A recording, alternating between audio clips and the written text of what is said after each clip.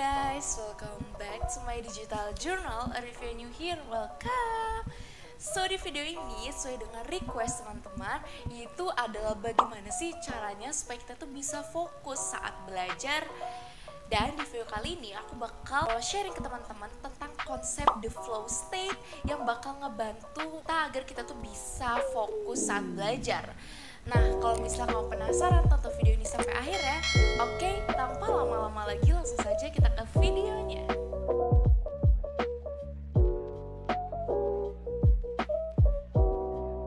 Nah, kamu pernah nggak sih melakukan suatu aktivitas atau kegiatan yang membuat kamu itu hingga lupa waktu, bahkan tidak terasa udah berjam-jam melakukan hal tersebut?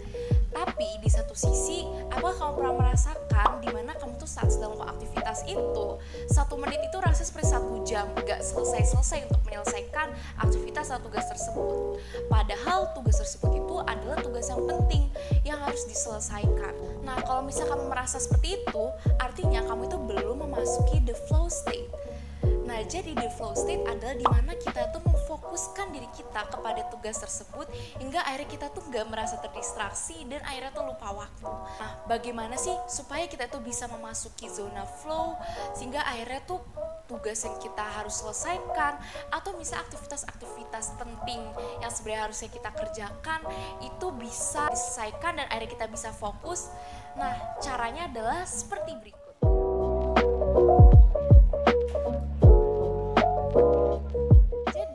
Satu adalah buat belajar kita itu agak lebih sulit.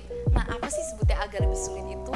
Nah, jangan sampai belajar kita itu terlalu mudah atau berada di skala terlalu sulit.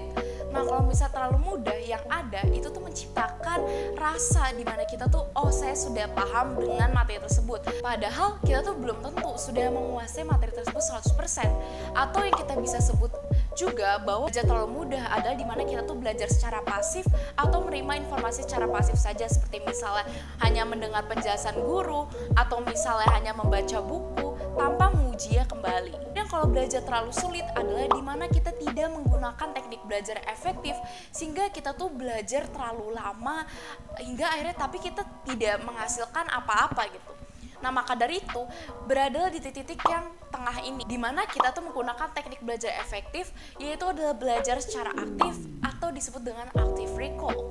Nah, active recall ini terbukti sebagai teknik belajar terbaik. Nah, teknik active recall yang menurut aku sangat berguna kepada aku adalah seperti yang pertama adalah setiap sudah membaca sebuah materi, yaitu adalah kita coba deh bertanya-tanya kepada diri kita, apa sih yang telah kita pelajari, kemudian apa sih contoh nyata dari apa yang telah kita pelajari, dan yang ketiga adalah aku coba menjelaskannya terhadap diri aku. Kemudian teknik active recall yang kedua yang aku suka adalah the Feynman technique, di mana kita tuh mengajari orang lain apa yang telah kita pelajari. Kemudian yang ketiga adalah latihan soal setiap kita telah mempelajari materi untuk melatih problem solving kita terhadap materi yang sedang kita pelajari. Jadi kesimpulannya adalah buat belajar itu agak lebih sulit sehingga bisa tidak bosan dalam belajar dan akhirnya kita tuh bisa fokus terhadap apa yang sedang kita pelajari.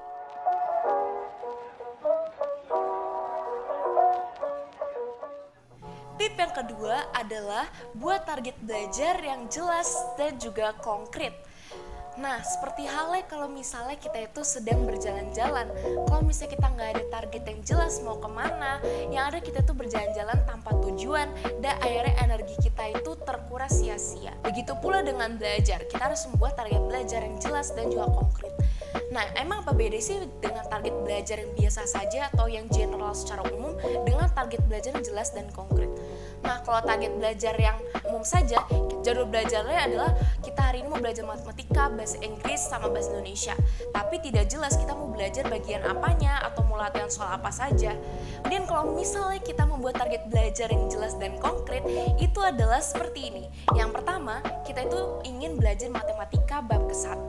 Kemudian untuk bahasa Indonesianya itu bab kedua. dan yang bahasa Inggrisnya kita ingin belajar yang bab ke-1. Selanjutnya kita juga tulis nih, kita mau latihan soalnya tuh berapa sih per mata pelajaran tersebut. Misalnya matematika 5 soal, bahasa Indonesia 10 soal, dan bahasa Inggris tuh 15 soal. Target yang jelas dan spesifik ini membuat kita itu punya arah yang lebih jelas, dan akhirnya kita tuh lebih fokus belajar ya, karena udah ada target yang harus kita capai pada hari tersebut.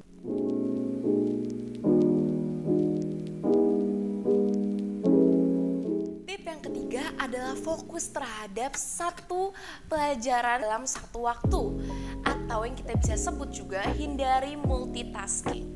Nah, jadi kita tuh emang hidup di mana sekarang tuh teknologi serba banyak, dan tak jarang teknologi tersebut tuh membuat kita itu jadi terdistraksi, padahal kita tuh harusnya belajar. Terus tiba-tiba ada notifikasi.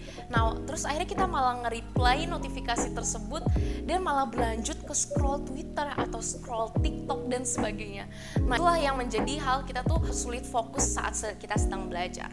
Nah, ini juga sebenarnya udah ada penelitian dari Stanford University. Jadi ada kelompok A, di mana kelompok A itu yang multitasking, yaitu adalah belajar sembari mendengarkan podcast, scroll sosial media dalam sedikit-sedikit waktu. Inti itu multitasking. Sedangkan ada juga kelompok B, di mana mereka itu yang fokus kalau misalnya sedang belajar, mereka fokus aja gitu, nggak multitasking seperti yang di kelompok A. Kemudian yang kelompok A dan kelompok B ini dikasih tugas nih untuk menghitung panah yang berwarna merah di antara panah-panah yang berwarna biru itu.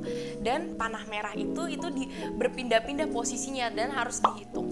Nah, hasilnya itu mengejutkan, karena yang kelompok A itu awalnya gampang menghitungnya, tapi kalau sudah berpindah-pindah, mereka itu terdistraksi dengan warna panah yang biru itu. Sedangkan kelompok B itu mereka bisa menghitung walaupun sudah dipindah-pindah yang panah merahnya itu, dan fokus terhadap panah merahnya tersebut.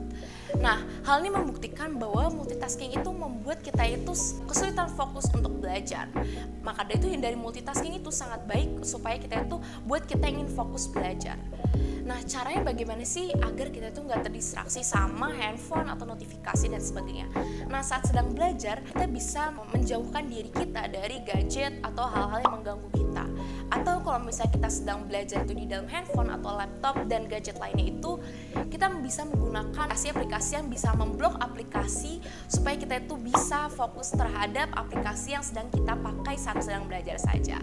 Nah, maka dari itu, hindari multitasking supaya kita tuh bisa fokus terhadap apa yang sedang kita pelajari.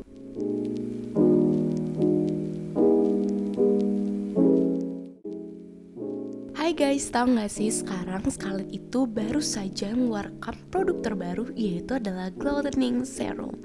Nah, jadi Glowtening Serum ini adalah salah satu serum yang bakal ngebuat kulit kita tuh jadi glowing dan juga cerah loh. And di sini juga aku bakal ngasih review bagaimana sih Glowtening Serum ini terhadap kulit aku. Nah, mulai dari teksturnya.